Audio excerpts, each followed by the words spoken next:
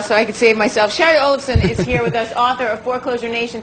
Speaking of blowing out the budget, we have Fannie and Freddie to deal with. And, you know, the big question is, what do you do with these guys? I mean, right now, they are basically providing 90% of all new mortgages. That's a load of mortgages. Yeah. But yet, many will argue we should pull the plug on these things, Shari.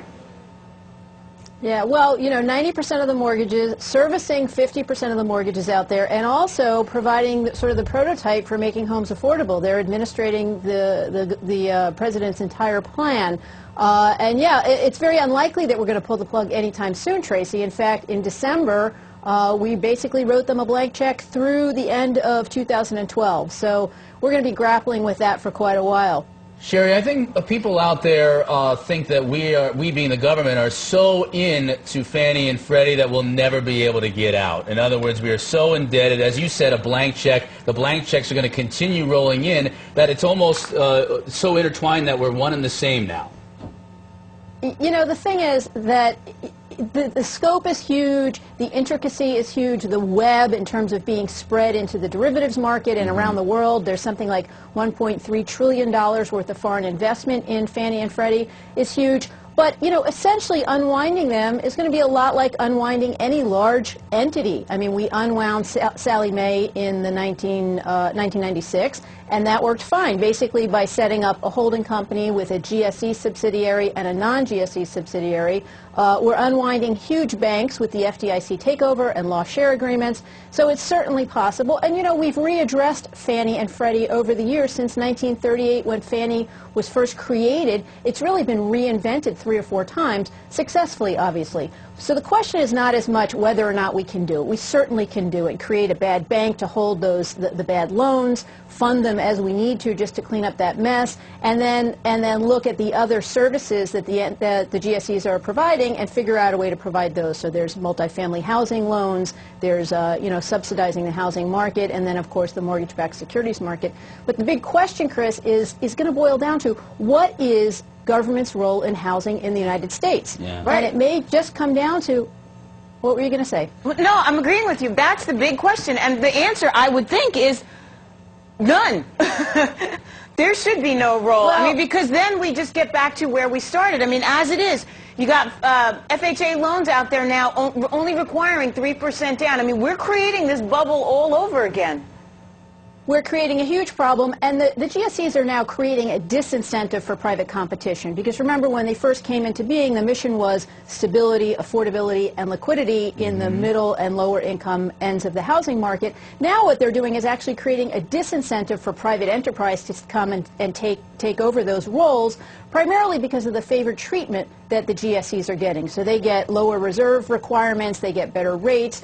It's very difficult for private enterprise to compete. So in a way, they're creating an obstacle to that. They're also, the setup now also creates an obstacle for the GSE to do other types of business. They've been pretty successful in the multifamily housing market, for example, and they may be successful in other areas if we eliminated this conflict between the public and private missions that they have, which is clearly an issue. But, you know, the thing is, Tracy, there may be a role for them. It may just not be in home ownership, because there are a group of people who believe that part of government's role is to make sure that every citizen has a home. Whether they have to actually own that home is a different story. Sure. Don't forget, we just all agreed on national health care for people, but we didn't give everyone an ownership interest in the hospitals. Shari, it seems like what you're saying makes sense, and that so many of the people, the great majority of this country, they understand the housing bubble we just went through. Too many people were in homes that they couldn't afford. They understand what caused it. So what is preventing this happening? What you said, having the privatizing these GSEs, having the administration do what you just said to start unwinding it. What's preventing them from taking these steps? Well, first of all, Chris, and one of the reasons it wasn't addressed in Dodd-Frank is because we're still in the middle of the crisis. So, you know, as you said, when we opened, we've got the GSEs funding, or with their hands with FHA, in 90% of the mortgages, servicing 50% of the mortgages, tons of investments, derivative markets that may collapse, and of course the politics involved. We've got a huge entity that has to be contended with in itself. But the other thing is that right now the government, remember, these entities are in a conservatorship.